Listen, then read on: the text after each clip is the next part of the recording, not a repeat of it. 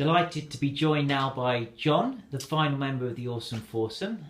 So John, fantastic performance at Limassol, obviously a massive PB, so big congratulations there, John. Thank you.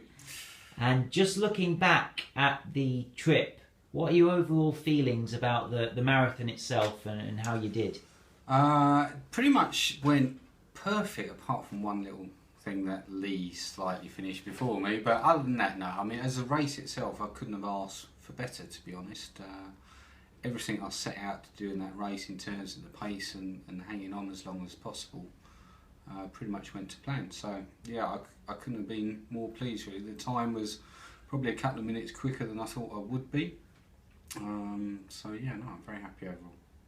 Top stuff.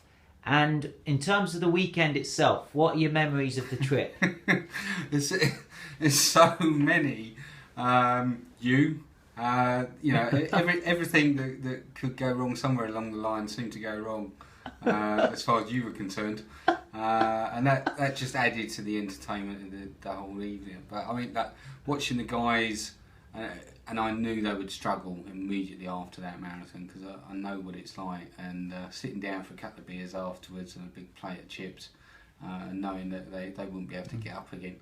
And seeing them the next morning, especially Lee, was hilarious. And it certainly cleared my recovery times a hell of a lot quicker than his. Definitely. In terms of what John was saying, reference to my lost possessions during the trip, but we won't mention anything more about that. Oh, we might. Yeah, we might. Definitely. Well, John, you must be enormously proud at breaking this 4-hour barrier. Just put it into words, that side of things, your pride.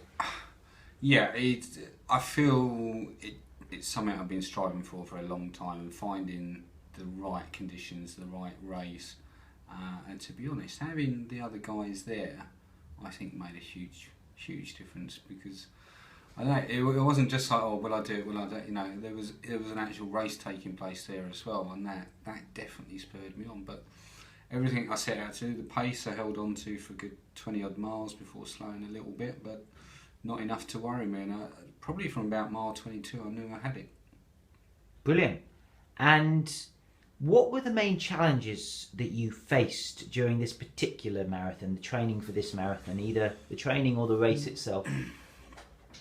I think just keeping it consistent, and I think that's always been the problem in the past, is missing the odd session. You sort of think, oh, don't worry, make it up next time, sort of thing. But I was certainly a lot more consistent this time. I mean, I've been running every day in some way or other, sometimes short runs, but I think that consistency has certainly paid off this time.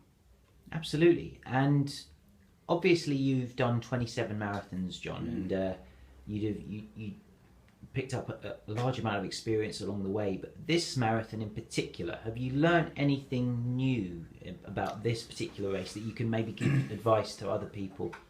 Yeah, the even pace is the way. I mean, it sounds obvious, but it's actually remarkably difficult to do, especially in the opening miles of a marathon, when you're running at a pace that is very comfortable, you know, and you know you can go faster, and the temptation to do so and sometimes get carried along by other runners is difficult to resist. But I think the consistent pace is the way forward. I was absolutely bang on what I meant to do in that first 20 miles. You know, I wasn't more than a couple of seconds out really at any point during that first 20 miles, which is amazing, really. Definitely. And looking ahead, what are your next steps, your next challenges? I'm doing Geneva Marathon next, which is on 4th of May, and I've got one a couple of weeks after that up in the UK, up in Norfolk as well. So yeah, I've got to reset my limit. You know, I've been chasing 4 hours for so long. Now I've got to seriously think what I'm capable of.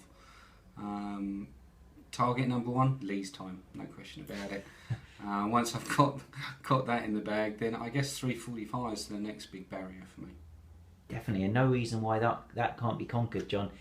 Well, it's been a pleasure working alongside you, John, for this Awesome Foursome project, and congratulations again on the achievement. It's been brilliant. Thank you very much.